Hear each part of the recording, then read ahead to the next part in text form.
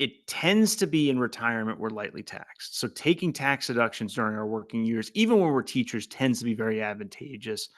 But even if you say, look, Sean, I disagree with you. I think tax rates are going up in the future. Okay, just put some money in a Roth at work then, or put money in a Roth IRA at home. Building up these tax advantage retirement accounts is only going to help you in your tax situation in the future. Welcome to the Teacher Money Show, the podcast dedicated to helping teachers navigate your unique financial challenges and unlock your financial superpowers. I'm your host, Sean Mullaney, a full-time teacher. That's right, I teach every day just like you, and personal financial coach. And I'm here to help every teacher, whether you're a seasoned teacher looking for fresh insights or a new educator navigating your first paycheck, to have a richer wallet, classroom, and life. The contents of this podcast are informational in nature and are not legal or tax advice, and neither I nor my guests are engaged in the provision of legal, tax, or any other advice. You should not act upon this information without first seeking appropriate advice from an accountant, financial planner, lawyer, or other professional. I am super excited to have Sean Mullaney on the show today. Sean is an advice-only financial planner, the president of Mullaney Financial and Tax, Inc. Through Mullaney Financial and Tax, Sean provides advice-only financial planning for a flat fee. Sean writes for the Plutus Awards-winning blog, Fi Tax Guy. So you can find all sorts of stuff on fitaxguy.com to learn all about how taxes can support your dreams for financial independence. And he also has a personal finance YouTube channel and wrote Solo 401k, the Solopreneur's retirement account, which, you might be like, well, why would I want to worry about that? Well, remember, we talked a lot about side hustles on this show, which can definitely open up the door for that. So if you're interested in how you can use your solo 401k through your side hustle, that would be something to check out as well. But today we're just talking about tax planning. So Sean, welcome to the show. Sean, thanks so much for having me. Well, Sean, it's great for you to be here. So let's just start right out with, it's tax season right now. This episode's going to be coming out right as tax season is winding up, and people are always like, oh, that's over with. And then it comes back and they're like, oh no, it's tax season again. And by the time tax season comes around again, it's usually not the best time to prepare for tax season. So we're going to talk about that. But first of all, what is tax planning? Like, what does that even mean? So tax planning has evolved. Years ago, say the 90s or even the early aughts, it was all about tax deductions. I got to get my deductions, deduct. And the world has changed in two fundamental ways. First way is that the standard deduction, that you get instead of itemizing your deductions and actually deducting specific things, the standard deduction went way up. This happened in early 2018. It's likely to get extended into the future, right? Technically, it's scheduled to go away at the end of 2025. I seriously doubt that would happen. But what that did was that put something like 90% of Americans on the standard deduction. I have seen very affluent folks who take the standard deduction. So the deductions game has become much less important. Well, what's become more important? I would argue it's the retirement savings. Uh, the world has changed, and educators are sort of on the cutting edge of this in the sense that educators have some of the old school system and some of the new school system. So educators have some defined benefit pension plans. And there's not a whole lot of planning you could do during your working career for that, right? That just sort of operates in the background. But then you have these other investing opportunities. I sometimes refer to them as the compelling three, right? Traditional 401k, 403b type contributions at work. You have typically it's Roth IRAs at home, and then you have taxable brokerage accounts. And I think, one thing from a tax planning perspective is thinking about what that's all going to look like. Fortunately, today, retirees tend to be lightly taxed. So that's a real opportunity to use your investments, and just frankly, making investments in any of those three buckets is probably going to help you long term. And from a tax perspective, it's probably going to be very beneficial as well. So I think the tax planning has shifted away from, hey, where's all my deductions? I got to go find my shoebox and my receipts and get all these deductions. Well, 9 out of 10 Americans, that's a nothing for the most part, and much more towards investing and retirement savings, and how do we think about that sort of planning for reducing total lifetime taxes. It's not so much about, oh, I got to file my tax return, what deductions can I take? Yeah, there's a little play in the joints there. Some people can maybe write a deductible check to a traditional IRA before April 15th. That's a thing. But for the most part, it's more about reducing total lifetime tax, and the retirement account rules tend to support us in that way. Okay, so tax planning is not just about how can I pay less taxes right now, but like it's a long-term vision of when you're going to be paying taxes, because you're going to be paying taxes, and you know how to shift that around with your retirement accounts. And I would go as far as to say that 10 out of 10 teachers who are not doing something else crazy on the side are taking the standard deduction. So I don't think that that's going to be a big thing for us to worry about deductions. Maybe if there's a heavy emphasis on real estate, I know that some teachers are able to do that. You might be able to get up to that area where you're above the standard deduction. But that, I mean, I have what, like 4 or 5 properties right now, and I don't get up to the standard deduction using my properties. So it's above that standard deduction anyway. So it's pretty, you have to go pretty far along before you even get close to that. It's like 29,000 or something like that, right? It's actually for the year 2025 for a married couple under age 65, $30,000 is the standard deduction. It's a Wow. pretty high number. So the three things to look for is state taxes, but that's only up to $10,000. Mortgage interest, that counts, and then charitable contributions. So for those who are a little more charitably inclined, and again, 30,000 is a lot, and especially when we're capping the state taxes at 10, it just the way the rules are working today, not a lot of particularly teachers are going to wind up itemizing. But it could be that they bought the big house. It could be that they support their church or otherwise charitably inclined. Then maybe we can get to the itemized deductions. Yeah, but once again, that's yeah, not what we want to focus on right now. We're going to talk mostly about preparing with retirement accounts. Although I do have a question.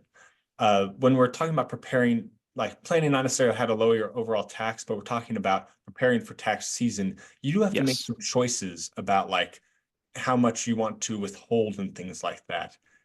Is there strategy around what to do in that regard? So, Sean, I find there's more strategy in that regard when we are retired. So when we're working, we have payroll withholding at work.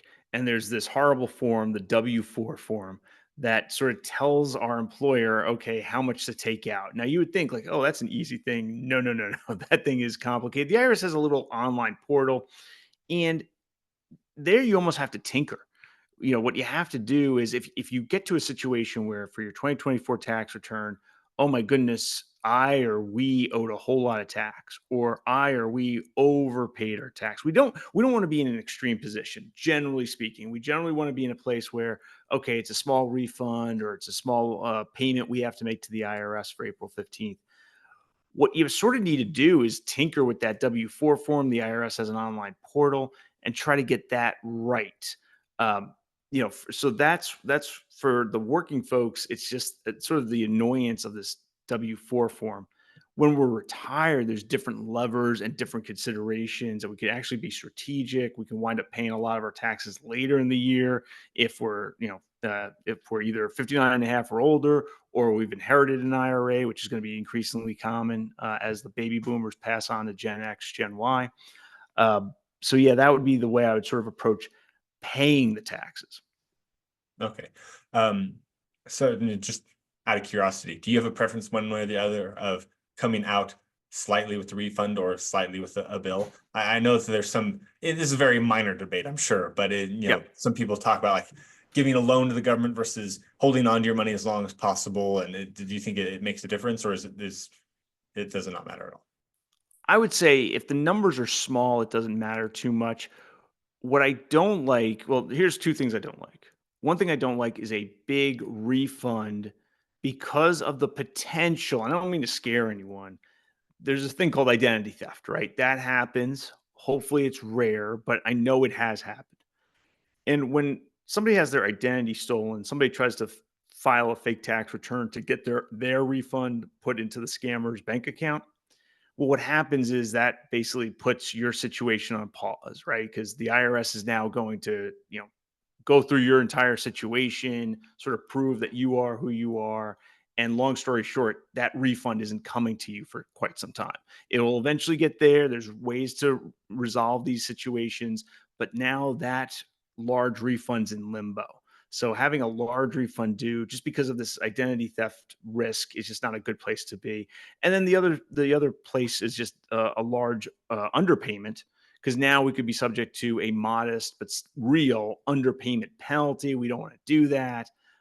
So I would say try your best. Now, the one really cool thing that's out there is the safe harbor, which basically says if you win the lottery in December, as long as you paid in 100% of last year's tax liability, by December 31st through W-2 withholding, you're fine. So that would be one where if you think you're going to have, maybe you're a teacher and you're married to somebody who gets bonus income, they're going to get a big bonus in December. Well, you guys should oughta, hey, what's our W-2 withholding looking like? And maybe we have to go back and adjust our W-4s in November, December, not to pay the entire tax liability, but just to get to 100% of last year's tax liability. It's 110% if we made over 150,000 last year. But anyway, the idea would be as long as you get enough of last year's tax liability paid in for this year, you're generally okay against the underpayment penalty. This protects the lotto winner. You win the lotto in December, you got that 100 or 110% safe harbor met. You just wind up writing a big check in April, but there's no penalty. So that's a good thing. Yeah, penalty. Oh man, penalties are swift and well, no, they are not swift. That's the problem. They swiftly apply them, but they don't swiftly tell you about them. When I was a young college student, I made a mistake in my taxes, and they sent me snail mail, the slowest version possible, to say, hey, by the way, you started accruing a penalty and interest 2 weeks ago. You need to pay us now. So definitely be careful of those, making sure you have that payment coming in for that safe harbor amount. I think it is wise regardless. So we're talking about tax planning, thinking through putting money into these accounts. So we've got, the 403B for most teachers. Very few teachers have a 401k option, an IRA, and then, we obviously have the pension. But there's also, some opportunities. A lot of teachers have access to an HSA, and also a 457 is another thing that a lot of teachers have access to. We love those accounts around here.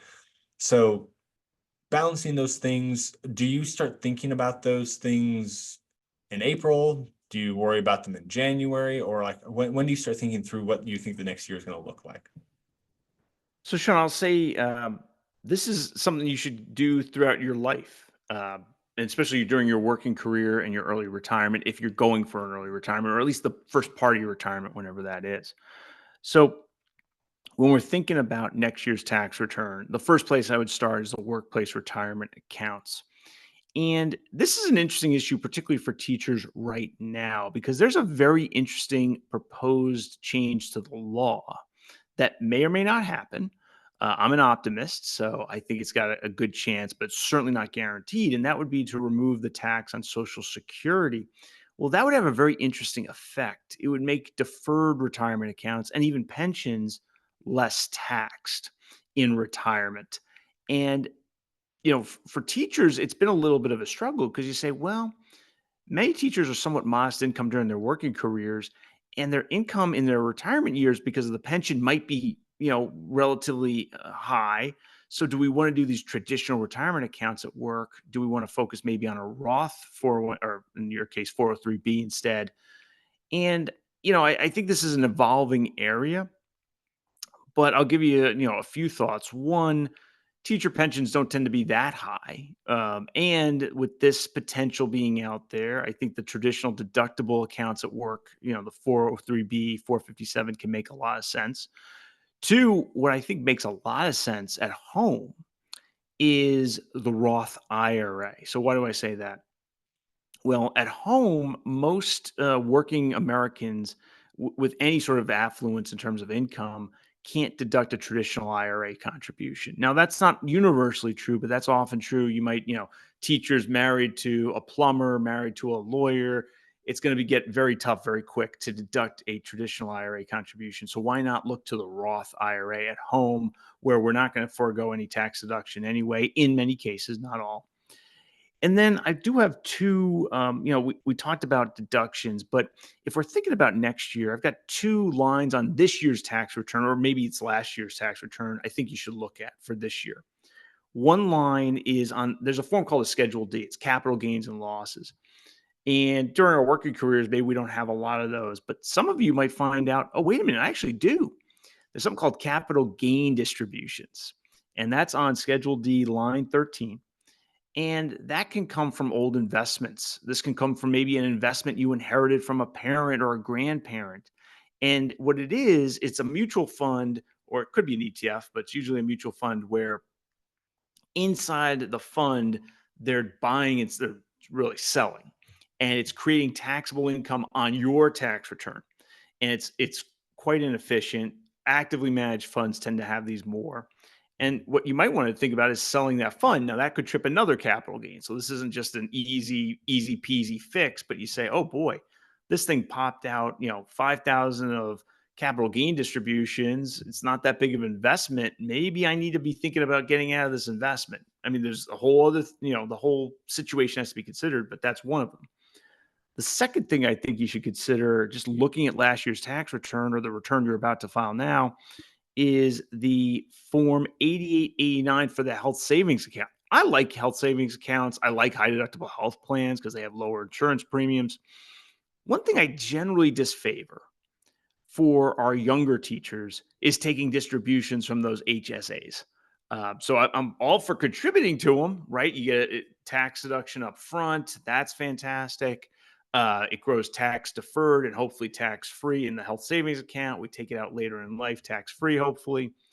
Um, what I think too many Americans do is they view that as a current piggy bank and not a long term savings vehicle. And so folks go to the doctor and they take the money out. And yeah, it's tax free. It went to this year's doctor's visit, but you're foregoing an opportunity for tax-free growth. What you could have done is just whip out the credit card and, hey, maybe you got airline miles or hotel miles or whatever it is. Whip out the credit card if you have the sprained ankle over the weekend for the doctor, and just write that bill out of the checking account, save a receipt, do a Microsoft Excel or Google Sheets, track your big medical expenses, and then later on in life, reimburse yourself tax-free from the HSA for that. That can lower taxes in retirement. It gives you decades more of tax-free growth on that money. You're not going to get decades of tax-free growth on your bank accounts. So you might as well pay that, and maybe we get some airline miles too. So those would be a couple things to think about. It's just thinking holistically about the retirement planning, understanding that when we're a teacher and the pension, that does come into play.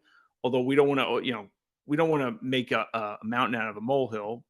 It depends on your pension, right? I've seen some very small teacher pensions, or at least one particularly small teacher pension I'm thinking of.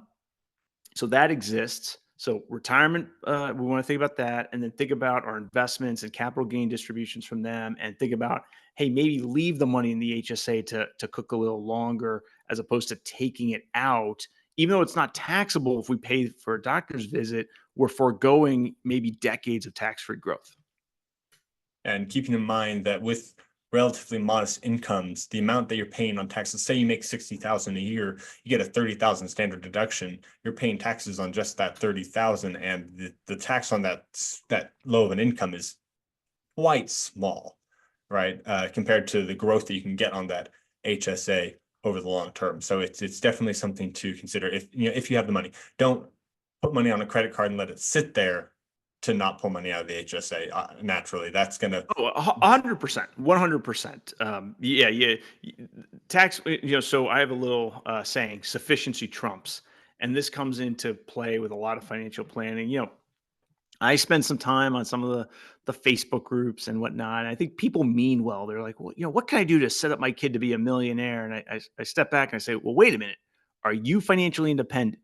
Not are you on the road to financial independence? Are you today financially independent? Today, could you just walk away?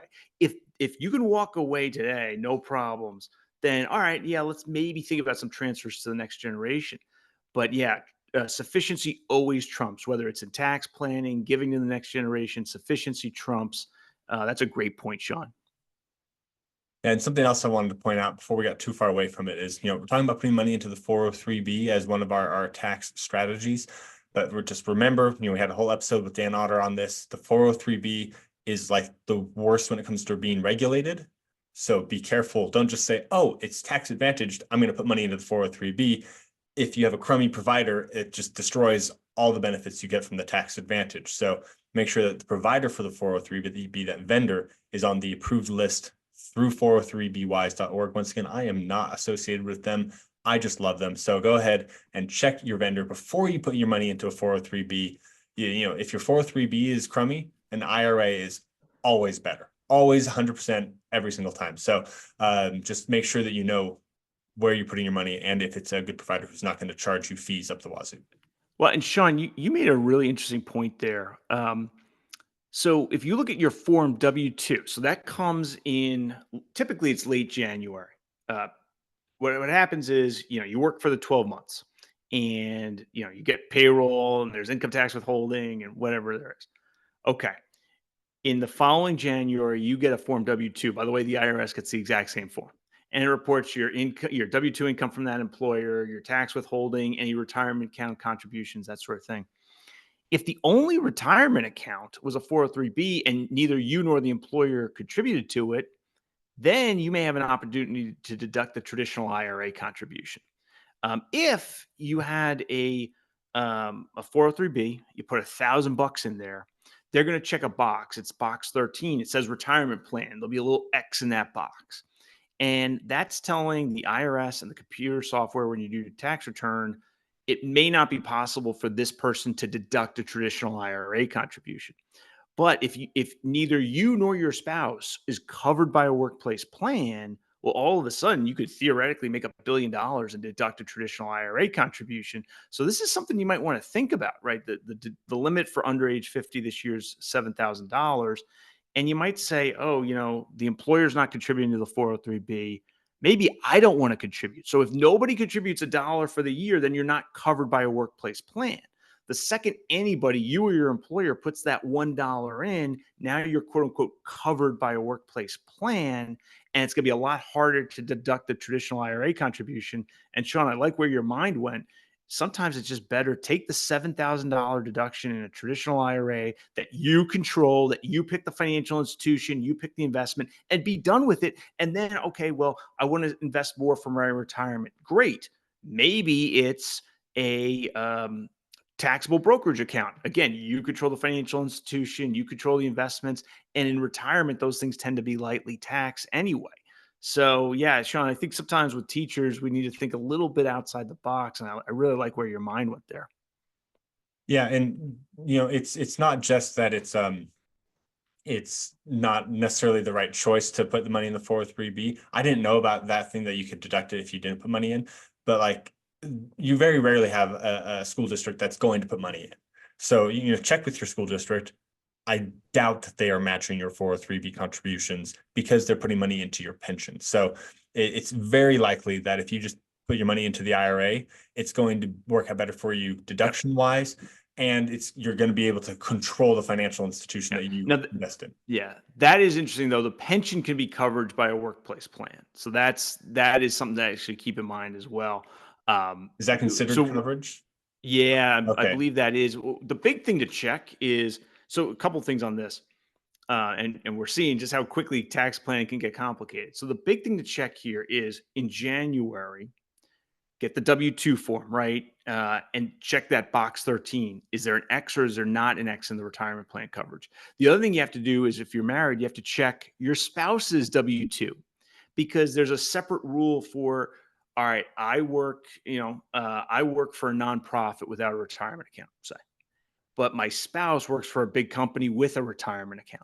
So now I'm in a special bucket. I am a non-covered spouse of a covered spouse.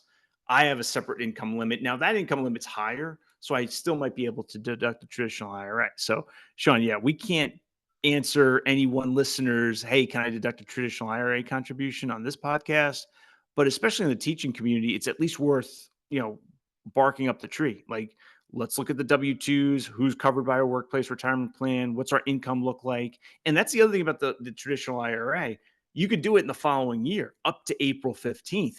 And in fact, if you have listeners in Los Angeles County, which I believe is bigger than all but like 10 states, it's actually October 15th this year because we had the wildfires early in the year. So we actually, for this one year, have like a 6-month extension or whatever that one works out to be.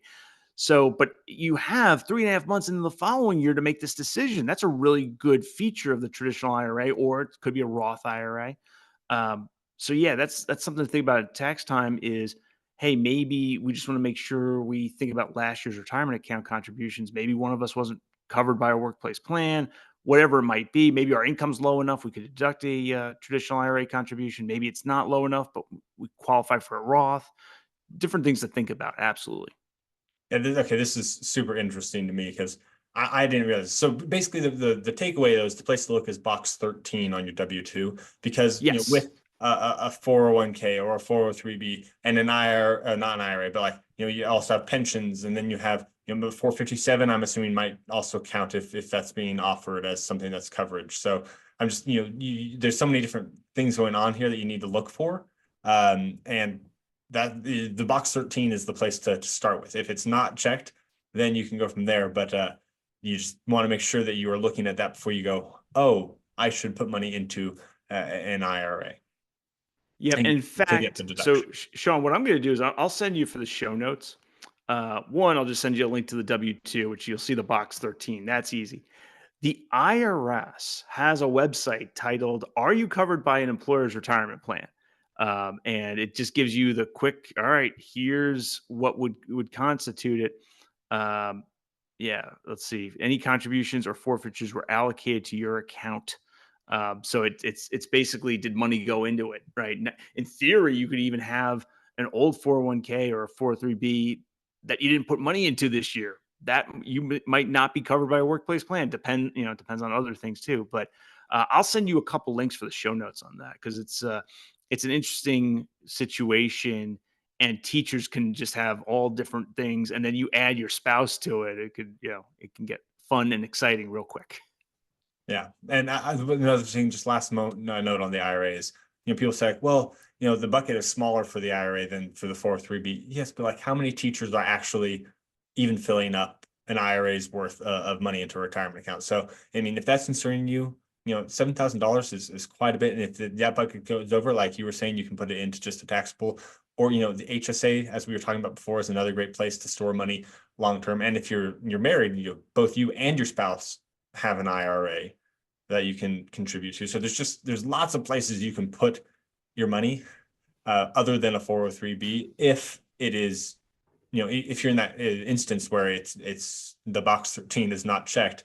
There are lots of things you can do to get these tax benefits and be able to deduct them as well. So like, just be looking out for that if you're trying to find a way to nuance your way through this tax planning.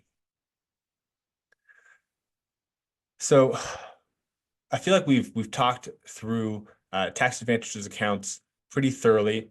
I just want to shift to the side here with teachers who have side hustles, which is quite common.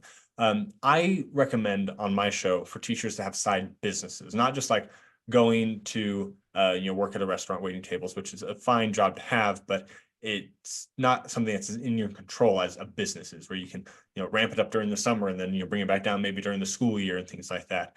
So if you have like a side business where you're actually the owner and you're able to kind of control that, are there special things that a business owner would be able to do to help with this tax planning? Absolutely, Sean. So big one would be the retirement account savings there. And there's two main vehicles to think about when we have a side hustle. One is the SEP IRA, and two is the solo 401k. And in the teacher space, it's sort of interesting because you mentioned that, and look, I'm not here to assess the quality of any 403b plan or provider, but you mentioned that perhaps some in the education space don't want to maximize their employee contributions to a particular retirement account because of quality. Okay, that's an interesting consideration. It's something you should at least think about. Okay, I'm not here to give the answer one way or the other, but it's certainly worth thinking about. Okay. Well, maybe you have a side business and it makes $30,000. Well, all of a sudden, the solo 401k could maybe step in and you could do the employee contribution into the solo 401k. Now, every American under 50 years old has a $23,500 limit for employee contributions in the year 2025. That's shared across all employers. So if you go to work, have a 401k, and you do your 23,500 in that 401k, that's fine. But if you have a separate side business, you can't do a dollar of employee contributions. You can only do employer contributions. The SEP IRA and the solo 401k both have the employer contributions. It's basically something like 18.6 to 20% of the Schedule C, the net profit from that business. You got to run some numbers, but that's the ballpark of what that contribution is. And if you're maxing out your the employee contribution at work, maybe the SEP IRA is good enough. But you say, oh, I don't like my workplace plan, so I don't make much in the way of contributions, or maybe I only contribute up to any match. So that's where the solo 401k could really come into play, where you say, I got this 23.5 that I have not been taking advantage of. Let me start doing that. Now, I will say it's limited 23.5 per person for the year. It's also limited by the business's income. So if your business only had 15,000 of income, well, guess what? All you could put in is a little less than 15,000 the way the numbers crunch out. But so that is another limit to keep in mind.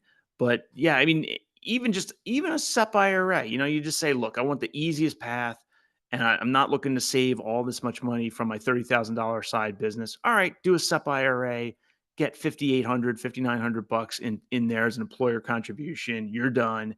You still improved your financial situation, your financial future, and it's something to think about as well. So, So for absolutely, there are the SEP opportunities. IRA, I just want to throw this out Yep. here. So you said that's the 5,900 something for the employer, but you can still put in the 7,000 or so that we can just put in as a regular employee, right? So that kind of Well, compounds so stuff. great clarifying question there, Sean. 7,000 would go into a traditional IRA or a Roth IRA, and this is separate from that. Um, this would be coverage by an employer plan, but that's a different conversation. But so the 7,000, you could still do 7,000 into a traditional or Roth IRA, and then separately do a SEP IRA for a side business. That's absolutely doable. What SEP IRAs don't have is employee contributions, regardless of income level, regardless of anything. They only have employer contributions. The solo 401k comes in and solves for that issue, because it says, well, we have that employer contribution you liked about the SEP IRA, but we also have the 23.5 employee contribution that you like about regular 401ks. So the solo 401k grabs 401k, grabs SEP IRA, brings them together, and can be very powerful depending on your numbers. Look, if your side hustle gets $10,000, maybe you say, all right, there's not as much opportunity on the table, but maybe there is, because you say even that $10,000 every year could be, an 8,500 employee contribution, because I'm not maxing out at work anyway, and we're cooking with gas. So definitely some opportunities there. I wrote a book about solo 401ks. I self-published it back in 2022. It's still on Amazon, Barnes and Noble. It's an area that I don't think has gotten enough attention. I think, Sean, you raise a point. Even in the education space, we're getting more and more solopreneurship. We live in a tech-enabled world. It's sort of the direction of the future. Has a lot of self-employment, in my opinion. So it's part of the reason I wrote the book. I think it's an emerging area, and there's definitely opportunity there. Yeah, I mean, it does take a little bit of planning on the business side, like making sure you're setting up saying I am a business. But I mean, like selling something consistently on, like we have a website, Teachers Pay Teachers, where they sell a curriculum. If you set that up as an actual business, I am selling curriculum as a business. That's something that you can make into a business. And now that you're making it into a business, you can start taking advantage of these business things. Anytime that you are consistently offering a product or service, you can be a business owner if you just tell the IRS, hey, I'm a business owner now, and you can start taking advantage of these. Yeah, Sean, let me speak to that a little bit. So you do not need to be Apple computers to open a solo 401k. Okay, you're right. So you don't need to be Apple computers, but you need to have a certain level of profit motive, business like operation, whatnot. Two things about being a business. One is it does now expose you to another tax, the self employment tax on that income. that is a real thing. But also, by the way, that builds up your future Social Security earnings record, right? So it's not just money out the door. Now, yes, it's money out the door today, but there could be a benefit on the other end in retirement because you have a higher Social Security earnings history. So that's one thing to consider. Not the end of the world, but it's a real cost. Second thing to consider is for those who invest in real estate, usually that is not a business. And by the way, that's actually a good outcome.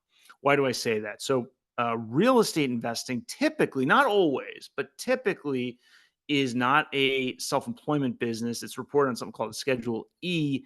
Generally speaking, the play there is to use depreciation deductions to reduce income as much as possible, maybe even get that to zero on the real estate business, maybe even take a loss. That's a different conversation.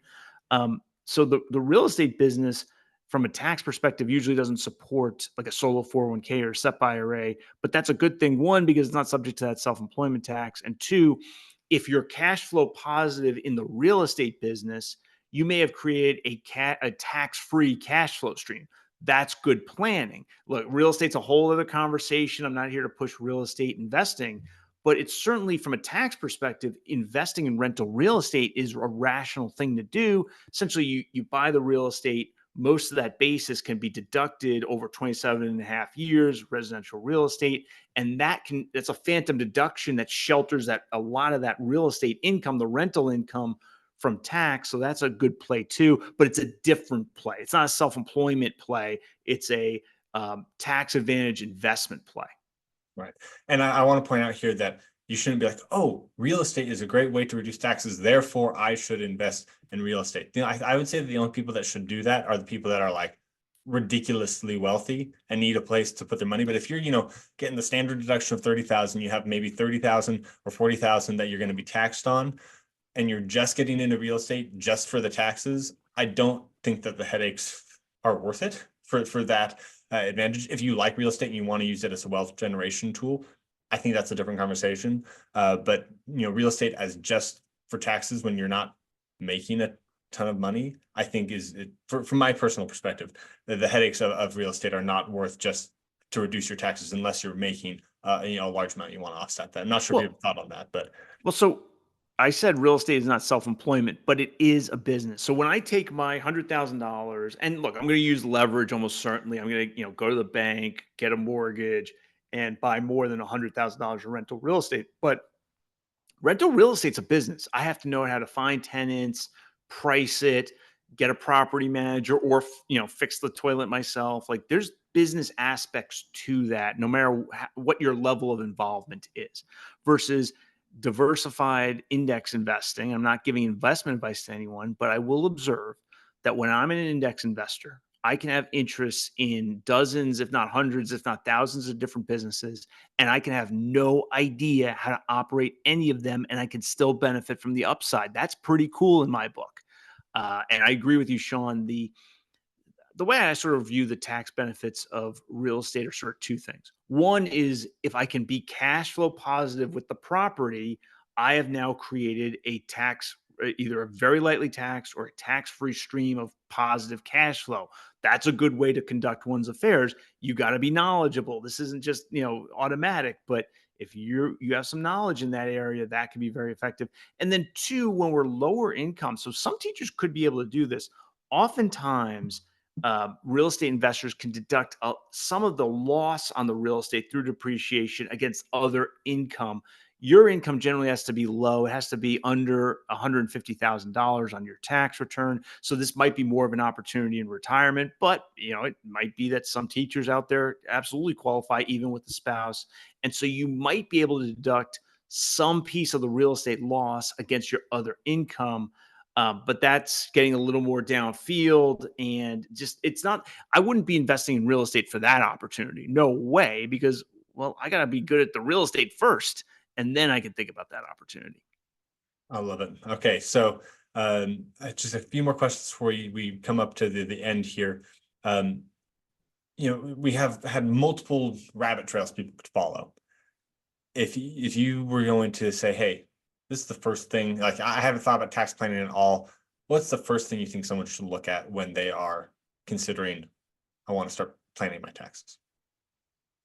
The first thing I would look at is the deductible workplace contributions.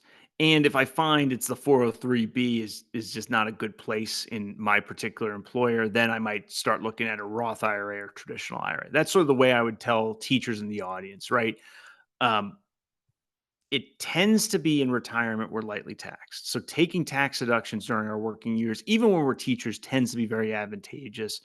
But even if you say, look, Sean, I disagree with you. I think tax rates are going up in the future. Okay, just put some money in a Roth at work then, or put money in a Roth IRA at home. Building up these tax advantage retirement accounts is only going to help you in your tax situation in the future. How and why we can debate that. But the first two things I'd be looking at is, workplace retirement plans. I'd be biased towards traditional there, and then at home, traditional IRA or traditional Roth IRA.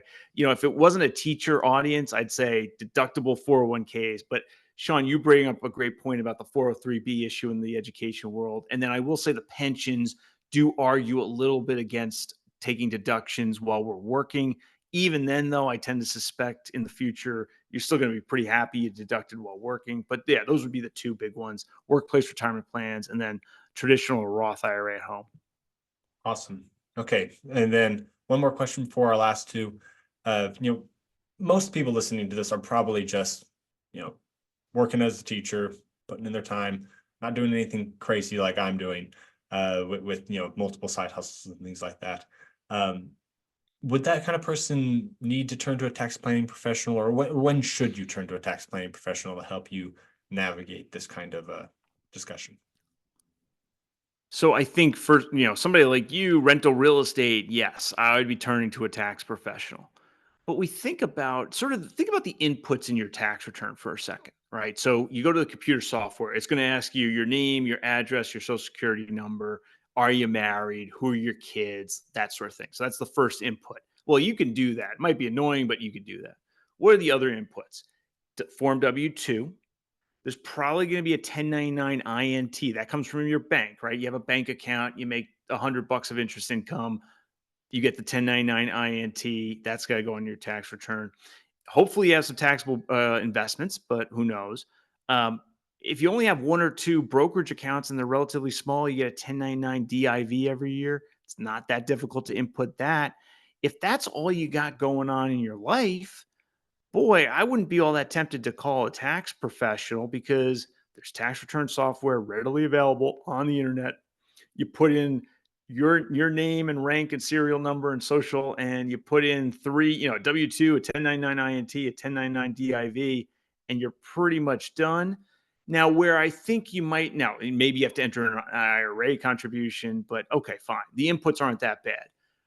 There are some people in the audience who may have inherited complicated investments from their grandparents or parents. That might be a situation to call a tax professional. Rental real estate, that might be a situation to call a tax professional. And then some of the self-employment stuff, that would be a situation maybe to farm out the tax return. And then I will say, for those thinking about early retirement, paying taxes changes in early retirement. And so that might be a time too to maybe you call a tax professional because you're like, I don't even know how I pay taxes. I used to do W-2 and it was just taken care of. And now it's totally different. I'm early retired. So that could be a situation to work with a tax professional. I love it. Thank you so much for laying that out. And what I love about Sean, I've talked to him multiple times, just face to face in different conversations. But he's telling you how it is. He's not saying, "Well, you should come to me no matter what," right? It's just, no, this is when you should use a tax professional. This is when you shouldn't, right? And I think that is a key thing that you can tell when you have an honest business owner who's telling you when you shouldn't work Yeah. with. Well, and to be abundantly clear, these days I focus on financial planning. So I have one professional tax return I prepare. So I'm mostly out of that business. So I'm not all that conflicted in telling folks, sometimes you don't go to a tax return preparer because you're not going to be coming to me. But it's certainly in my financial planning. I spend a lot of time thinking about tax planning, and especially I'm actually in the middle of writing a book with another financial planner about tax planning to and through early retirement, and we have a chapter on implementation in early retirement. And so I've been thinking about this issue of, you get to early retirement, you were a teacher for 30 years, the school just took out the money for your income taxes. Now you're early retired, and how the heck do you pay taxes? Nobody's doing W-2 withholding for you anymore. And it turns out it's actually a really interesting conversation. And you actually have opportunities, especially if you're over 59 and a half or you inherited an IRA, you can generate distributions later in the year. It could be a very interesting topic. But it's also one that's just not intuitive. And we didn't grow up, when you're working and you're a second grade teacher, you can go down the hall to your buddy who's a fourth grade teacher and say, "Oh, what do you do on this 403B? Or what do you do for your tax withholding?" You have a little bit of a community. When you're early retired and you're at home, you may be doing some travel, you don't really have a community around, how do we get these taxes paid again? So that's part of the reason Cody Garrett and I are writing this book is there's a lot of questions out there and there's not as much community than when you're in your working career. Awesome. So if you're one of those teachers that are considering early retirement, be on the lookout for that book when it comes out. You can follow Sean and well, I'm sure that in the show notes at teachermoneyshow.com/podcast, you can find the show notes there, or just go to the show notes of your description. We'll have a link to the show notes page, and I'll have places for you to reach out to Sean and all that stuff. But let's ask him. So we got two questions first for you, Sean. So before I ask you, one question before I ask you how we can contact you. What's your number one tip for teachers to have a richer wallet, classroom, and life? I'd say invest. Right? Investments tend to be lightly taxed, whether it's traditional 401k, traditional 403b, Roth IRA, taxable brokerage, you name it. That's not here. I'm not here to give investment advice, but if you invest, your future is going to be better, right? Whether the stock right now, stock market was down yesterday, Sean. Oh no, it's terrible. All right, step back. It's all going to work out. There's no guarantees, but we've seen this story before. If you invest, your financial life is going to be so much better. And oh, by the way, your tax life is probably going to be much better too. So just make that a priority. And I get it's not easy to just say, okay, I'm going to save 60% of my income. We'll start with 5%. Start with 10%. Start where you are and just save and invest, and your financial future is going to be so much better. I love it. Okay. So if a teacher has some questions about financial planning or tax planning, or they want to just reach out to you and follow you to find out more about your upcoming book, how can they get in contact with you?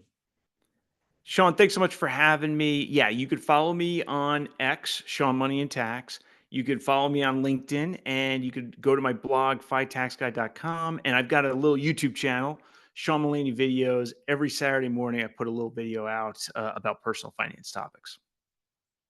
Thank you so much, Sean, for coming on the show. It has truly been a ton of fun. Thank you, Sean. Really enjoyed our conversation. Wow, that was a great conversation. I'm so glad that Sean agreed to come on the show. Now it's time for the Cliff Notes. But before we do that, the Cliff Notes are brought to you by Nectarine. Remember, Nectarine is a fee-only financial planning network. So if you have some financial planning you'd like to do, much like what Sean does, you can go to Nectarine and you'll be able to use that. Now, I have a link in the show notes that is an affiliate link. I do get kickback for recommending them. I wouldn't send anyone anywhere else because the fee-only financial planners at Nectarine are fiduciary, meaning that they are going to do what's in your best interest. They're not trying to sell you any products. So go ahead and use the link in the show notes to go to Nectarine if you would like to get fee-only financial planning. Now on to the Cliff Notes. The first Cliff Note is tax deductions matter very little due to the standard deduction. So when we're talking about tax planning, we don't have to do a whole lot of things in the deductions space. Number two, focus on retirement accounts. Pensions can be small for teachers, so we don't want to lean too heavily on those. You want to bet on yourself and put money aside in retirement accounts, and that's going to help your taxes, but it's also going to help your retirement. Number three, look at the Schedule D capital gains and losses. This is a place where you often have taxes coming in from buying and selling in investments you own that you might not even be really aware of. So this is a place to maybe make some adjustments to lower your tax burden. Number four, Form 8889 of the HSA is a great place to look because you can contribute to that and you don't have to use it for medical expenses in the year that you contribute. You can let it grow if you save those receipts and make sure that you are able to use those later and say, hey, I didn't use it this year, so I'm going to use it at a later time. That is a fantastic way to have tax-free money going in, growing, and coming out later. So he highly recommends don't use the HSA if you can avoid it. Put it on a credit card, get miles instead, save the receipt. Of course, that is key. And then reimburse yourself tax-free in retirement. Number 5, sufficiency trumps. Don't do anything that's going to spread you out. Don't do anything that is going to make it so you're not able to sufficiently cover your expense burden. That is huge. Sufficiency trumps. Number 6, Form W-2 is the first place to look to make sure that you can get the IRA deduction. If that box 13 is checked, that means that you are having some money going into an employment covered account. So that deduction won't work for you in the IRA. So that's a key thing, just a simple thing that you can look at to be aware of your options. Number 7, building a side hustle allows you to have a SEP IRA or a solo 401k, which is especially powerful if you want to be able to put more money in, or if your 403b option is just not good. And going along with that, number 8, you can be a business owner pretty easily. There are some pros and cons on the tax side and so forth, but make sure that you are actually doing it the right way if you want to take advantage of those tax advantages. Number 9, real estate is a great tax strategy, but don't let the tax tail wag the dog, right? If we don't want to do it just for the tax benefits, unless we actually really need tax benefits. We're getting that huge standard deduction. Our incomes are probably not that high. So the amount of taxes you're paying are not great enough for just doing real estate just for the taxes to be worth it. If you love real estate, you want it as a wealth growing engine, fantastic. But don't do it just for the taxes. The headaches are not worth it. And number 10, the first thing to do, the first place to look is deductible workplace contributions, such as the 403b, or if you happen to have a 401k, I know some teachers do, that's the place to go first. Check to see if the 457 counts in that space. And then after you've done that, or if you can't do that because maybe the 403b is just not a good option, go to the IRA. That's the first place to look to put your money into to reduce your tax burden. Those are our Cliff Notes. So many good things. And just remember that this is not specific advice for you. So look at these rabbit trails, go down them, and then ask for personalized advice from a financial planner, such as those at Nectarine. All right. But regardless of how you try and do this, whether you forge ahead trying to do your own tax planning or you get some help, remember that as a teacher, you are already rich. Your wallet just needs to catch up. Are you worried you won't have enough money to retire? Or maybe you just don't know how you're going to get out of all of this debt. Whatever your situation is, I can help you. Go to teachermoneyshow.com/guest and fill out the form there. And you can come on the show for free coaching, or we can meet one-on-one to discuss your needs. I look forward to talking to you.